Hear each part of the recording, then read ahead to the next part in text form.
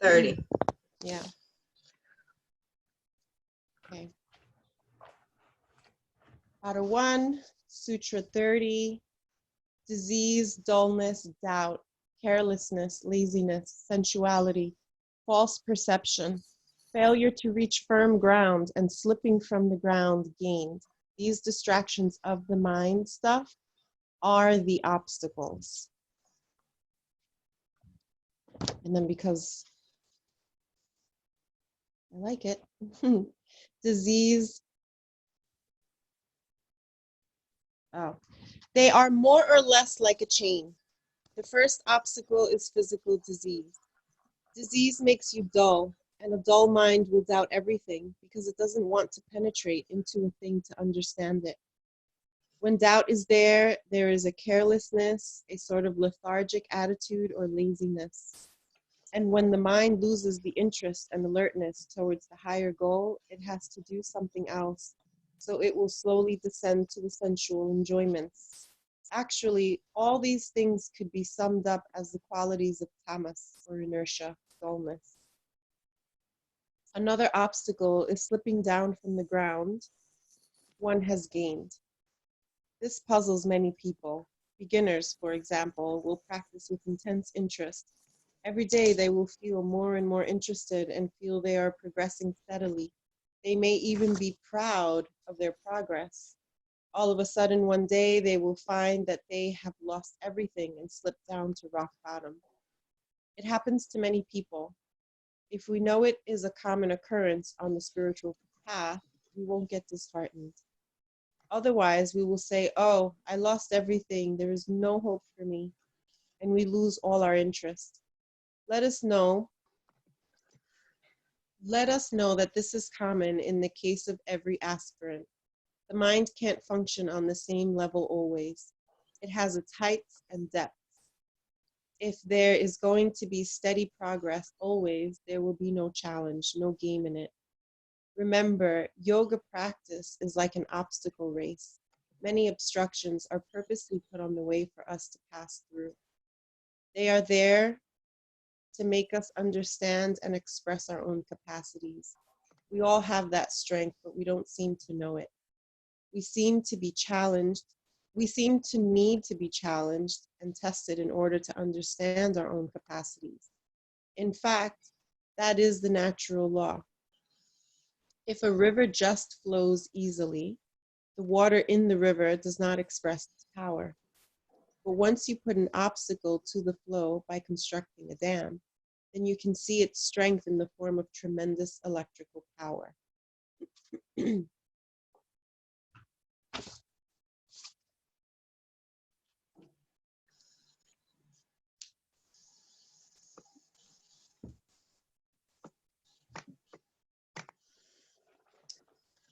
And then this is the other commentary. This list of obstacles will be familiar to those who have been practicing yoga for any length of time. Every seeker faces them at various points on their spiritual journey.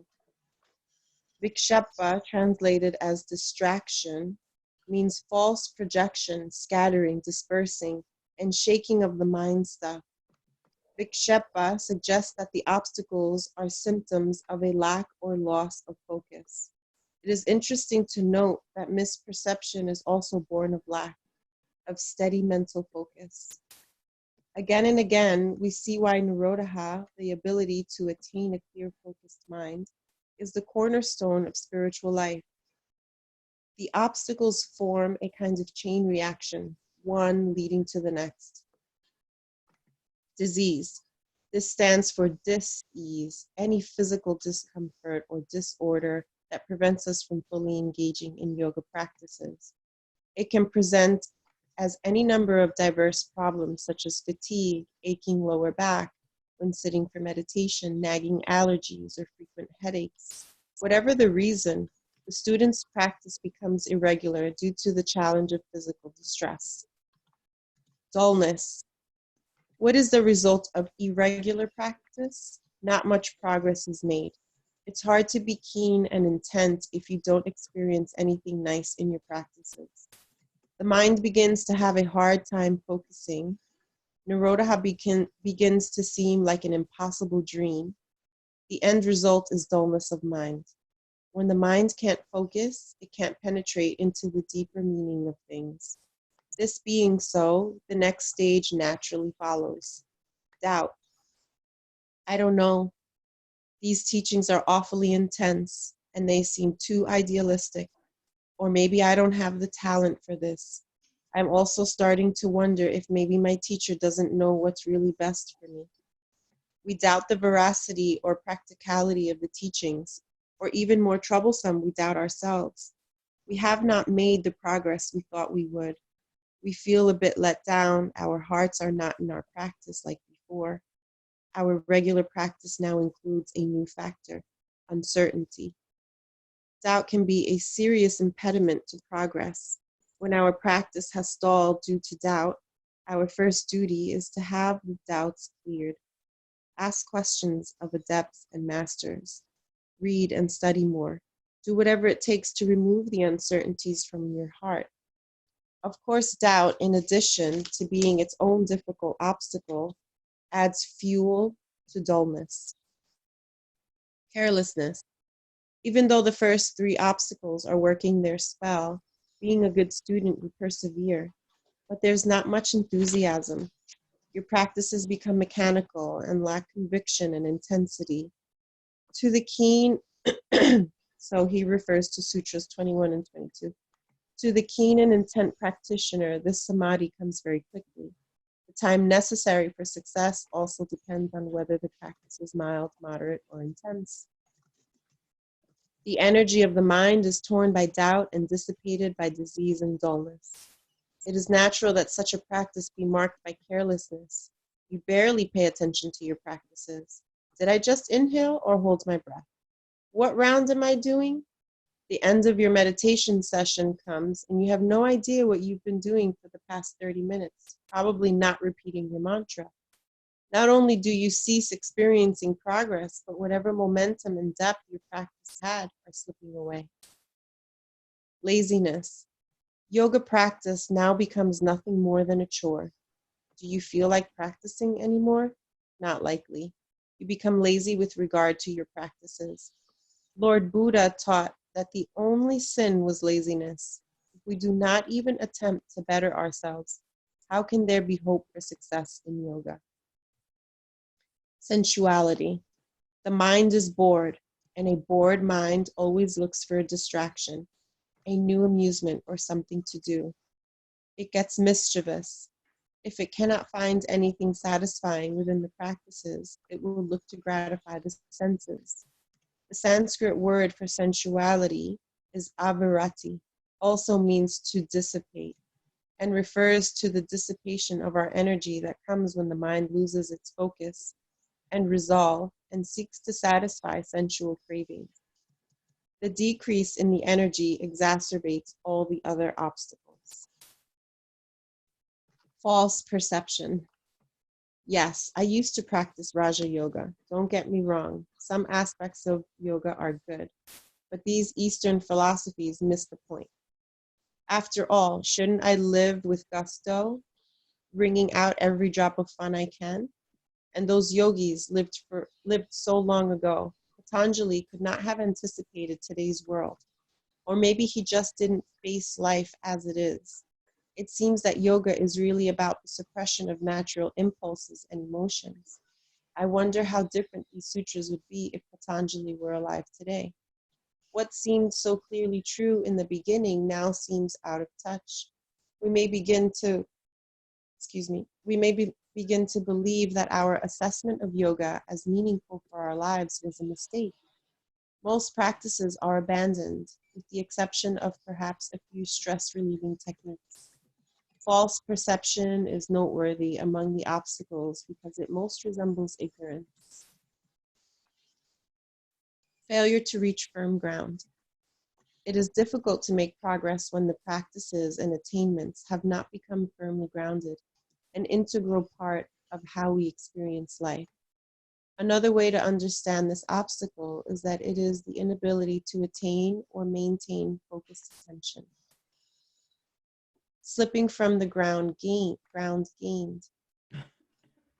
can happen because slipping from the ground gained can happen because we fall back into harmful habits, or due to extended periods of physical or emotional stress, or even because after making a little progress, we get a little complacent and rest on our laurels.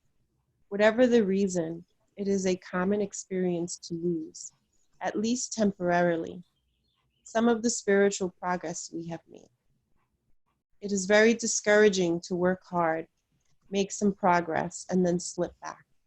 It can feel like Dante's vision of hell, where poor souls expend tremendous energy to crawl out of an immense burning pit, only to fall back into the flames at the brink of escape.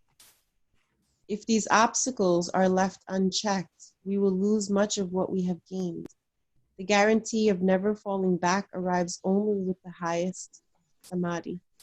Yet for those of us who have done our share of slipping, it is reassuring that Sri Patanjali understands our plight. He knows that this happens and has given us two powerful remedies. See Sutra 129 regarding the way to overcome obstacles, and Sutra 32, which explains the best method to prevent obstacles. It is easy to become discouraged when we experience these obstacles. We should remind ourselves that encountering obstacles is natural. Instead of becoming discouraged or worried, we can take the opportunity to look within and see what lessons the obstacles can teach us. There is a story that demonstrates the sneaky way obstacles can slip into our lives and distract us from our intention. Not all the obstacles are represented in this tale, but you will recognize a few of the key ones and the slippery slope they present. There once was a young yogi who had lived at his guru's ashram for a number of years. He was a dedicated disciple who practiced with great fervor. One day, he noticed his master looking at him in a curious way.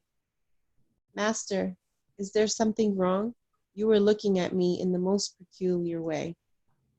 "No, nothing is wrong. But as I was watching you, it occurred to me that it would be good for you to experience a period of seclusion to focus on deepening your meditation." "Fine, Master. I'm happy to do as you say." "Good. A few miles from here, there is a nice forest with a small village nearby where you can go and beg for your daily food. Stay there until I come for you." "It sounds perfect. I'll go at once." Following his master's instructions, he took only a begging bowl and 2 loincloths. Arriving at the bank of a stream, he found an elevated spot where he built his hut. He then began a routine that was repeated faithfully for many weeks. After morning meditation, he would take 1 loincloth, wash it, drape it on the roof of his hut to dry, and then walk to the village to beg for food. Then one day he came back to the hut. He noticed that a rat had eaten a hole in his loincloth. What to do? The next day he begged for food and another loincloth. The villagers were only too happy to help him. Unfortunately, the rat would not go away and continued ruining one loincloth after another. One villager took pity on him. "Son, look how much trouble that rat is causing you. Every day you have to beg for food and also for a new loincloth. What you need is a cat to keep away the rat." The young man was stunned at the simple logic of the answer. That very day he begged for food, a loincloth, and a cat. He obtained a nice kitten. But things did not go as he anticipated. Although the cat did keep away the rat, it too needed food. Now he had to beg for a bowl of milk for his cat as well as food for himself. This went on for several weeks until, "Young man, I noticed you begging for food for yourself and milk for your cat. Why don't you get a cow? Not only can you feed the cat, you'll even have milk left over for yourself." He thought this was brilliant. It took a little time, but he was able to find a villager to give him a cow. By now, you may have guessed what happens next. While the milk from the cow, while the milk from the cow fed his cat and provided some milk for him, it too needed to eat. Now, when he begged for food, he also had to ask for hay for the cow. After some time, dear boy, what a burden it is to beg for food and hay for your cow too. Just do one simple thing and all your problems will be over. You are living on very fertile soil. Beg for hay seed and plant hay to feed the cow. You will certainly have enough hay left over to sell in town. With the extra money, you could buy whatever you need. The young disciple wondered how he could have missed such a simple solution. He found hayseed to sow and soon harvested a rich crop of hay.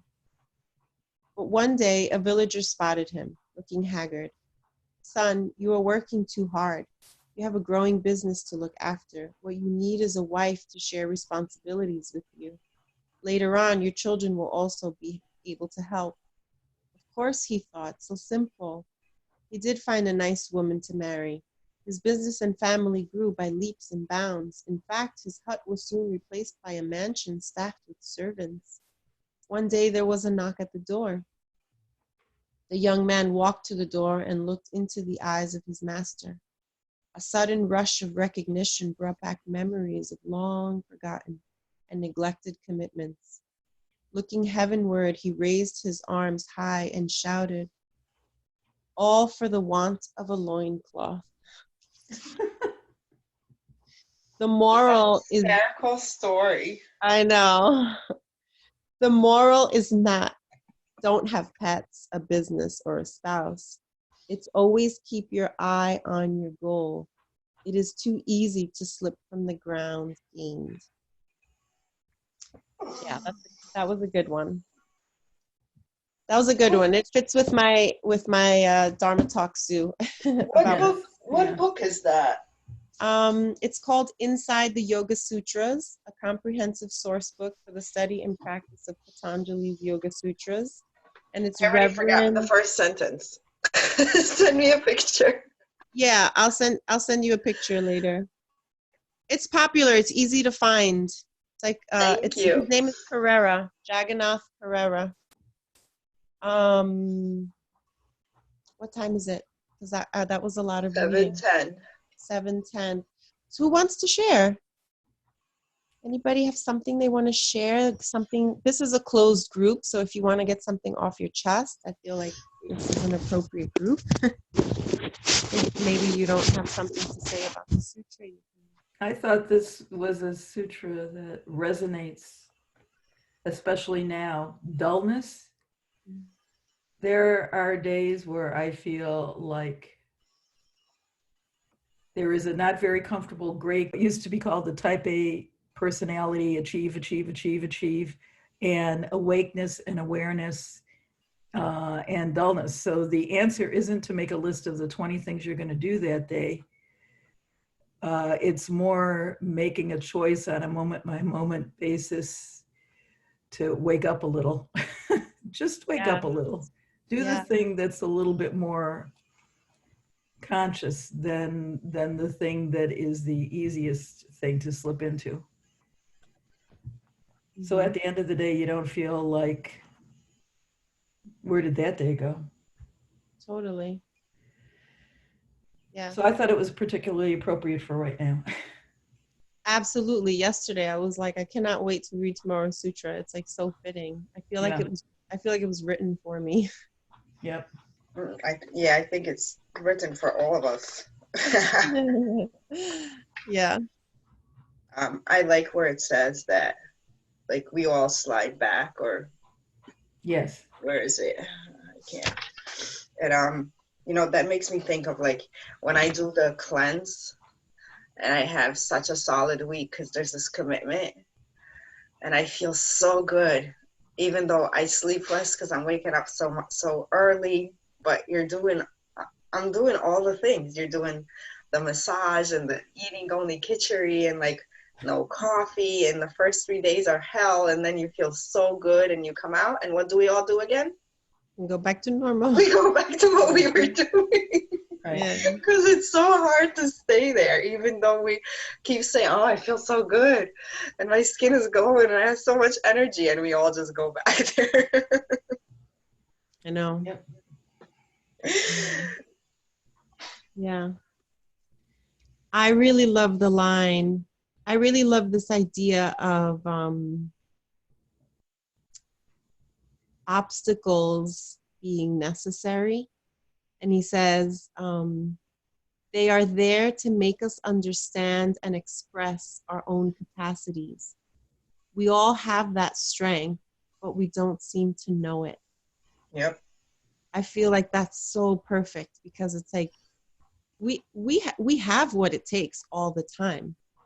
We just have no reason to pull it out unless there's some tragedy, some catastrophe, some obstacle, some need, you know, and then all of a sudden it's like, oh, I'm so resourceful. I want to help so many people or I want to do so much.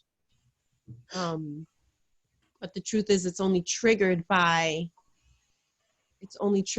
something that happens. So to me, this is a very fitting conversation for like trauma and all of our samskaras and like why we don't, like what Sue was saying about how this moment is so dull and how we end up doing more things that just bring more dullness.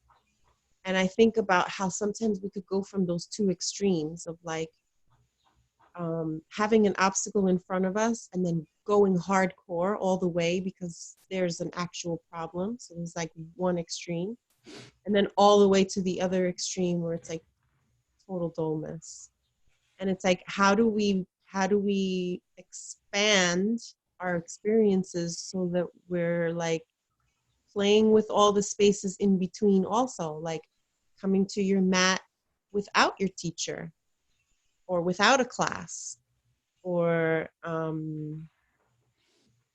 I don't know, doing the things that give us energy without there being this pressure for it, you know? And why have we become accustomed to putting pressure on ourselves in order to get things done?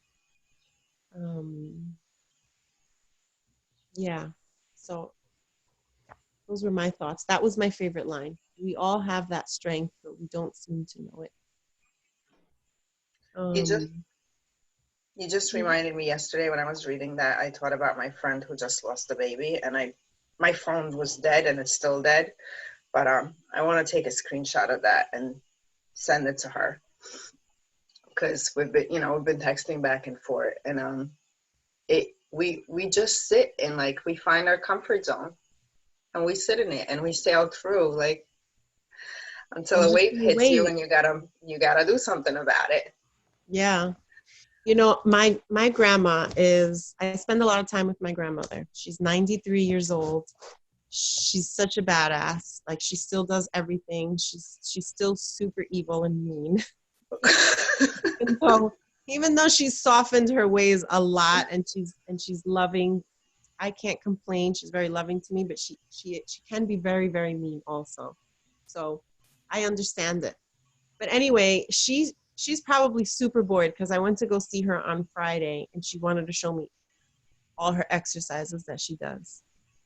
So I made a little video. Maybe you saw it. I don't know. I made a little video of her doing like her so she has these hilarious things that she does. She touches her toes 10 to 20 times. And then she swings her arms up and down. Like, her right shoulder has been locked for a really long time. And little by little, with small exercises, she's been able to get her arm, so she can get her hair about ear length, her hands about ear height, I mean, where before she couldn't. And every once in a while she'll have issues with vertigo, so she learned this trick to like shake her head super fast. She'll lay down on the ground and shake her head from side to side super fast, and she says that cures it. Yeah.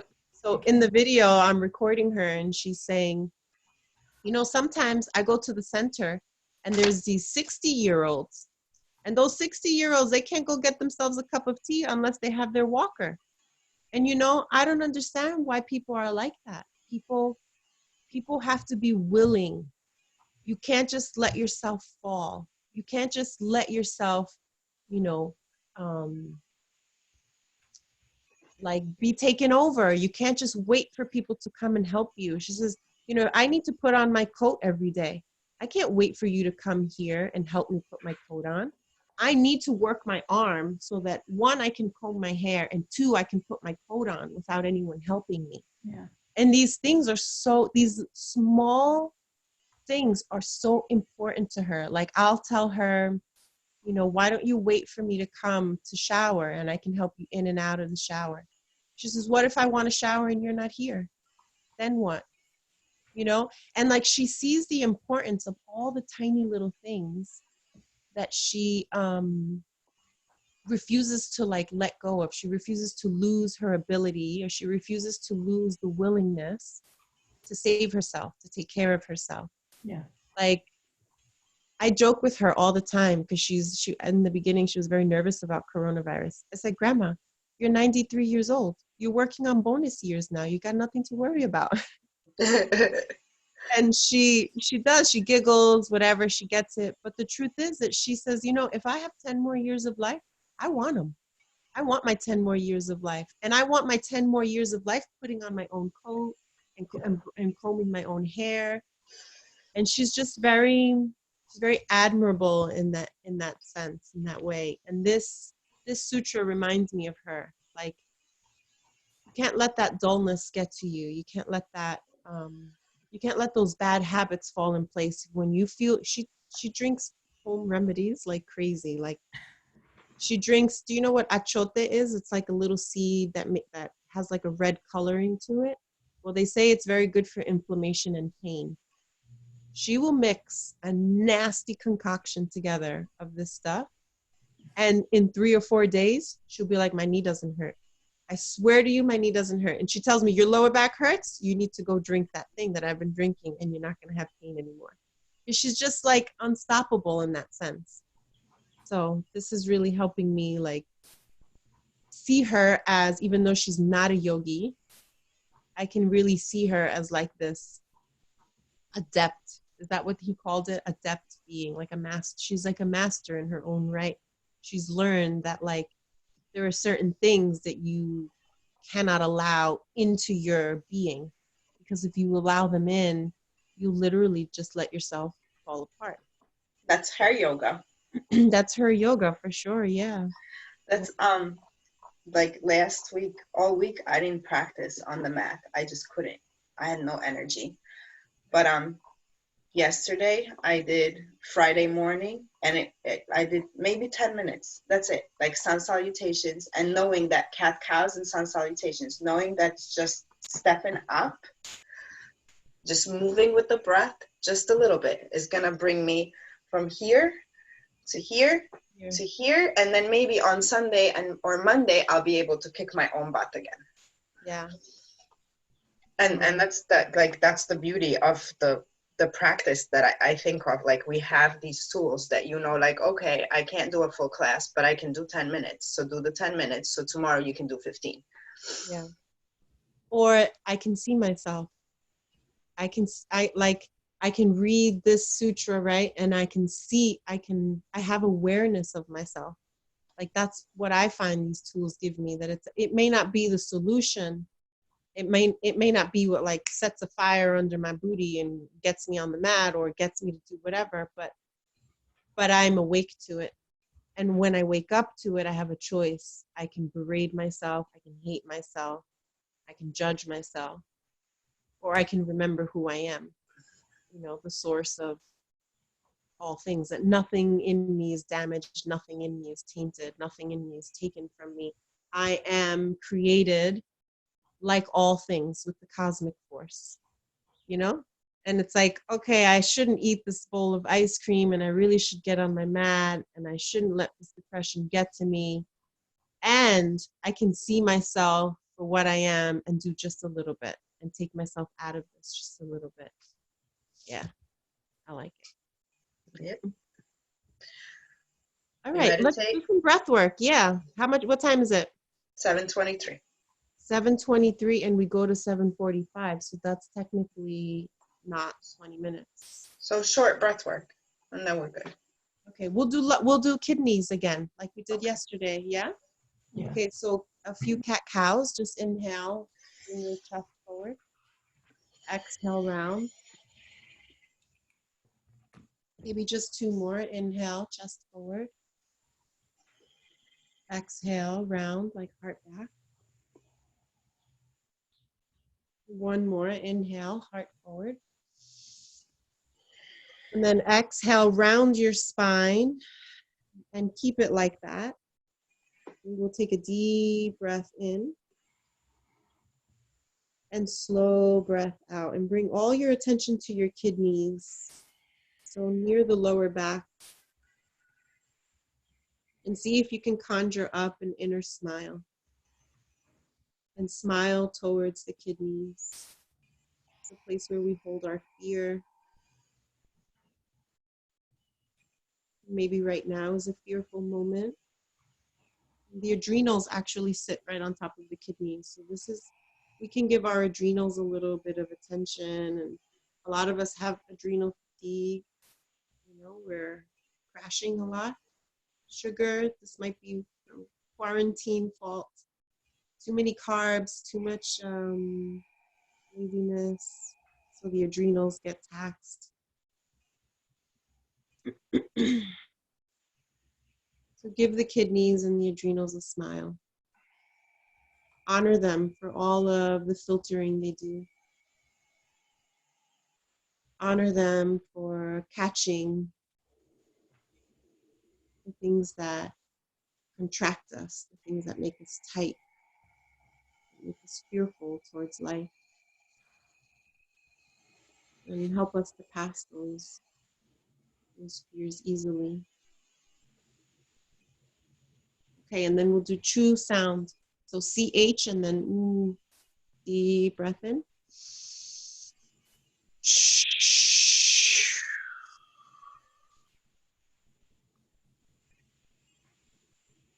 Again, big breath.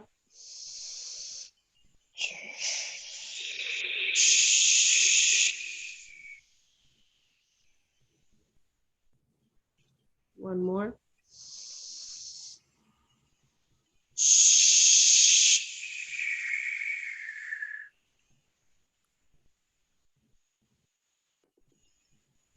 Now move your hands. Keep yourself rounded if you can, and move your hands right to the lower back, right over your kidneys, and feel the warmth of your hands.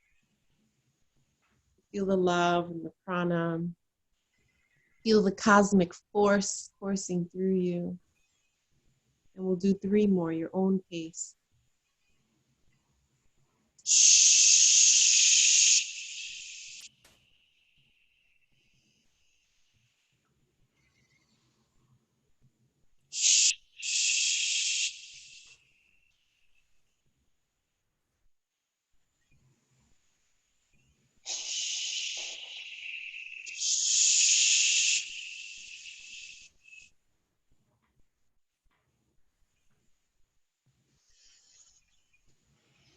And then find yourself in a comfortable seat again. Eyes closed if you can.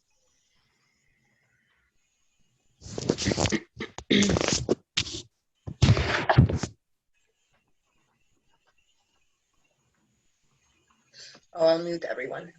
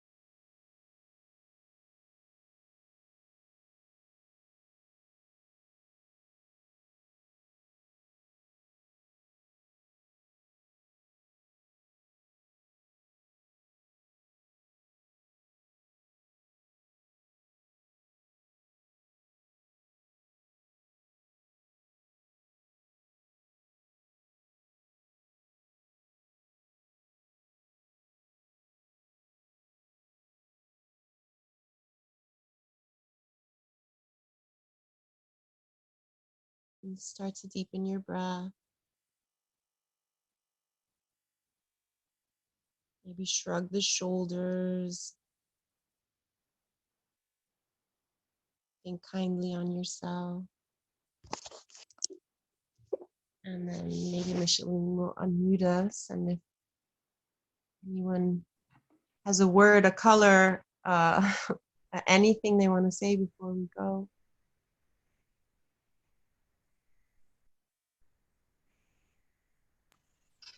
Thank you, Adriana. There's Bill's waiting too. Yeah, no To get in. problem. Thank you, everybody. Thank you.